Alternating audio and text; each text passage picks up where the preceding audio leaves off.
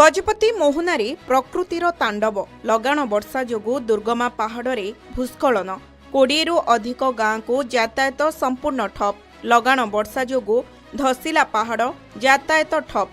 गजपति जिला मोहनारे धसिला पहाड़। कटामा पंचायत अंतर्गत पापाइजु निकटरे दुर्गमा पहाड़े भूस्खलन होई माटी अतड़ा खसीछि। फलरे 20 रु अधिक गाँ को यातायात संपूर्ण ठप हो जाइछि। गतकाली ठारू एही अंचलरे तुहाकु तुहा वर्षा लागि रहिछि। फलरे पहाड़ धसी जाइछि।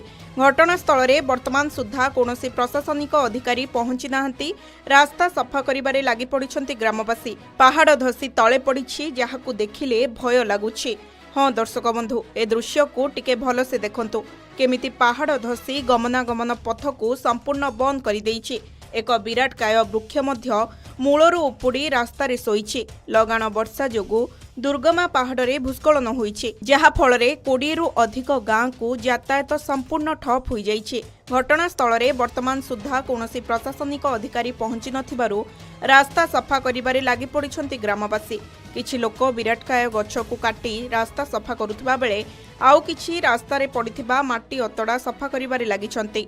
वर्तमान लगाण वर्षा चालुथिबारु घाटी अंचल गुड़िकरे एभली परिस्थिति उपजुछि, जाहाकु नै भयभीत होई पड़ुछंती घाटी अंचल रे रहुथिबा लोकमाने।